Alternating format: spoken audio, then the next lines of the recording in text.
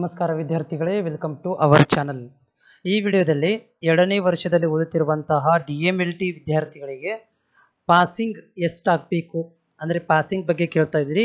ಯಾವ ಸಬ್ಜೆಕ್ಟಲ್ಲಿ ಎಷ್ಟು ಮಾರ್ಕ್ಸ್ಗಳನ್ನು ತೊಗೊಂಡು ಪಾಸ್ ಆಗಬೇಕು ನಾವು ಅಂತ ಅದ್ರ ಬಗ್ಗೆ ಮಾಹಿತಿ ಇರುತ್ತೆ. ಈಗಾಗಲೇ ನಾನು ಸುಮಾರು ವಿಡಿಯೋಗಳನ್ನು ನೋಡ್ಸಾಗಿರ್ಬೋದು ಮತ್ತು ಇದಕ್ಕೆ ಸಂಬಂಧಿಸಿದಂಥ ಡೌಟ್ಗಳನ್ನು ಕೂಡ ವಿಡಿಯೋ ಮುಖಾಂತರ ತಿಳಿಸಿದ್ದೇನೆ, ಹೋಗಿ ನೋಡ್ಕೊಳ್ಬೋದು.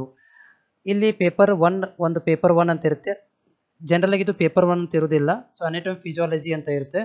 ಸೊ ನಿಮಗೆ ಅನಾಟಮಿ ಫಿಸಿಯಾಲಜಿ ಎರಡೂ ಕೂಡಿ 100 ಮಾರ್ಕ್ಸಿಗೆ ಇರುತ್ತೆ. ಆದರೆ ಅನಾಟಮಿ QP ಕೂಡ ಬೇರೆ ಇರುತ್ತೆ. ಒಂದೇ ಪೇಪರಲ್ಲಿ 3 ತಾಸು ಒಳಗಡೆ ನೀವು ಒಂದೇ ಪೇಪರಲ್ಲಿ 2 ಎಕ್ಸಾಮನ್ನು ಬರೀಬೇಕು, ಅನಾಟಮಿ ಮತ್ತು ಫಿಸಿಯಾಲಜಿಯನ್ನು. ಅನಾಟಮಿಗೆ ಇಲ್ಲಿ 50 ಮಾರ್ಕ್ಸ್ ಇರುತ್ತೆ, ಫಿಸಿಯಾಲಜಿಗೆ 50 ಮಾರ್ಕ್ಸ್ ಇರುತ್ತೆ. ಇವೆರಡೂ ಕೂಡ್ಕೊಂಡು ನೀವು ಎಕ್ಸಾಮನ್ನು ಬರೆದಾಗ 35 ತೊಗೊಂಡು ಪಾಸ್ ಆಗಬೇಕಾಗುತ್ತೆ.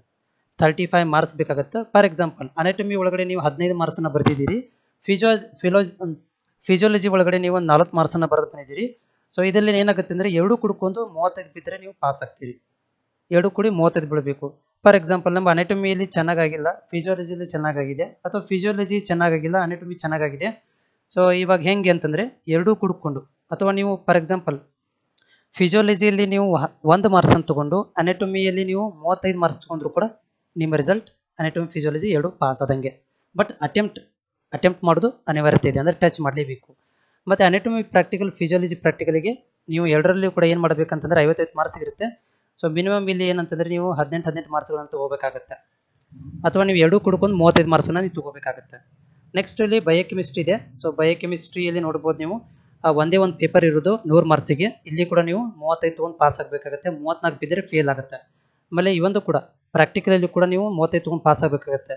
ಭಾಳಷ್ಟು ವಿದ್ಯಾರ್ಥಿಗಳ ಡೌಟ್ ಏನಂದರೆ ಥಿಯರಿ ಪಾಸ್ ಆಗ್ತಾರೆ, ಆದರೆ ಪ್ರಾಕ್ಟಿಕಲ್ ಫೇಲ್ ಆದರೆ ಮತ್ತು ನೀವು ರಿಸಲ್ಟ್ ಫೇಲ್ ಆಗುತ್ತೆ, ಮತ್ತು ನೀವು ಎಕ್ಸಾಮ್ ಬರೀಲೇಬೇಕಾಗುತ್ತೆ, ಮತ್ತು ನೀವು ಪ್ರಾಕ್ಟಿಕಲ್ ಎಕ್ಸಾಮ್ ಅಟೆಂಡ್ ಆಗಿ. ಅಂದರೆ ಇಲ್ಲಿ ಪ್ರಾಕ್ಟಿಕಲು ತುಂಬ ಇಂಪಾರ್ಟೆಂಟು. ಪ್ರಾಕ್ಟಿಕಲ್ ಫೇಲ್ ಆದರೆ ಥಿಯರಿ ಫೇಲ್ ಆದರೆ ಪ್ರಾಕ್ಟಿಕಲು ಫೇಲ್ ಆಗುತ್ತೆ. ನೆಕ್ಸ್ಟು ನಿಮಗೆ ಪ್ಯಾಥಾಲಜಿ. ಸೊ ಪ್ಯಾಥಾಲಜಿಯಲ್ಲಿ ಕೂಡ ಪ್ರಾಕ್ಟಿಕಲ್ ಇದೆ ಮತ್ತು ಥಿಯರಿನೂ ಇದೆ. 100 ಮಾರ್ಕ್ಸಿಗೆ ಇರುತ್ತೆ. ಇಲ್ಲಿ ಕೂಡ 35 ತೊಗೊಂಡು ಪಾಸ್ ಆಗಬೇಕು. ಪ್ರಾಕ್ಟಿಕಲಲ್ಲಿ ಕೂಡ 35 ತೊಗೊಂಡು ಪಾಸ್ ಆಗಬೇಕು. ಮೈಕ್ರೋಬಯಾಲಜಿಯಲ್ಲೂ ಕೂಡ ಹಾಗೆ 100 ಮಾರ್ಕ್ಸ್ ಎಕ್ಸಾಮ್ ಇದೆ, 35 ತೊಗೊಂಡು ಪಾಸ್ ಆಗಬೇಕಾಗತ್ತೆ. ಆಮೇಲೆ ಪ್ರಾಕ್ಟಿಕಲಲ್ಲಿ ಕೂಡ ನೀವು 35 ತೊಗೊಂಡು ಪಾಸ್ ಆಗಬೇಕಾಗತ್ತೆ.